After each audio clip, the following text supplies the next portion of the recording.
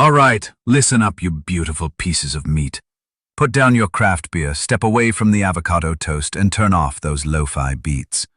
We're about to perform a long, messy autopsy on a literary saint. We're talking about Toru Watanabe, the hero of Norwegian Wood. You know him, the guy every brooding college kid wants to be. He's sensitive. He listens to jazz. He cooks pasta while his friends jump off buildings. He's the ultimate nice guy. But let me tell you something from the perspective of a man who runs 42-mile marathons in the blistering sun. Toru Watanabe is a scam. He's a cold-blooded predator in a high-end turtleneck. He is Arthur Schopenhauer with a better hairstylist and a tragic backstory. See, Schopenhauer was a jerk, but at least he was honest about it.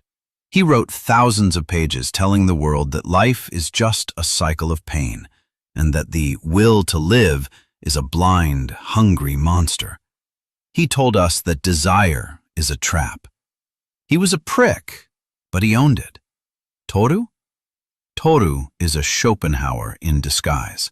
He has all of Schopenhauer's contempt for people and all of his obsession with the flesh, but he wraps it in a layer of jazz-scented sadness so you don't notice the teeth. Let's look at his method. What does Toru actually do? He doesn't have a mission. He doesn't have the fire of Pavel Korchagin building a railway in the freezing snow. He doesn't have the raw, desperate honesty of an outcast fighting for a scrap of dignity. No, Toru just wanders. He listens. Oh, he's a great listener, isn't he? He listens to Naoko's trauma. He listens to Midori's complaints. And while he's listening, he's calculating. He treats women like biological shock absorbers for his own existential boredom. He consumes their sadness like it's a vintage wine. He needs their tragedy to feel profound. In the bedroom, he's not looking for a connection. He's looking for a way to satisfy that blind, hungry will that Schopenhauer warned us about. But instead of admitting he's a beast, he puts on a Mozart record and stares out the window. That's not being sensitive, kid. That's being a parasite with good taste. And let's talk about the silence. Everyone thinks Toru's silence is deep. No, his silence is his weapon. It's the silence of a man who looks down on everyone else but is too cowardly to get his hands dirty by saying it out loud. He looks at Naoko and thinks, "You're broken, you're weak, and you're going to die." But he doesn't tell her to fight. He doesn't give her a copy of Lu Xun, the man who exposed the cannibals of society, and say, "Wake up, girl, they're eating you alive."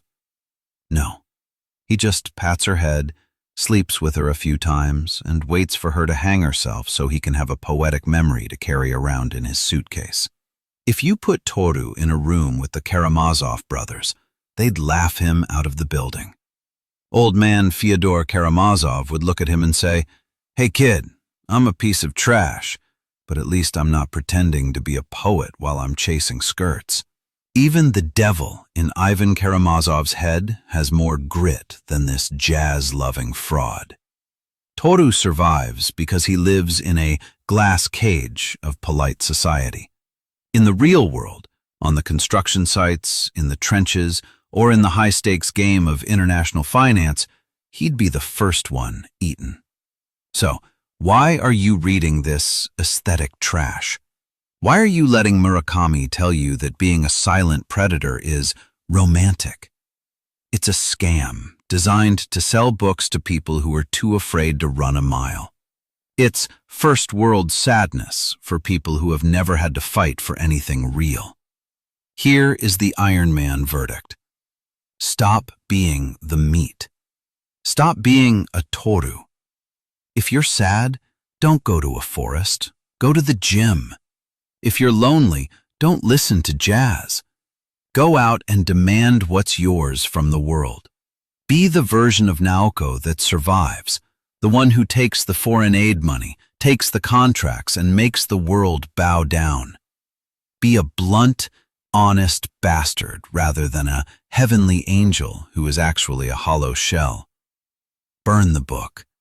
Lace up your shoes, and for the love of everything real, stop listening to lo-fi. Real life doesn't have a soundtrack. It only has the sound of your own heavy breathing and the grit in your teeth. Stay sharp. Stay honest. I'm Clyde, and I'm going for a run. Peace out, you jazz-scammed victims.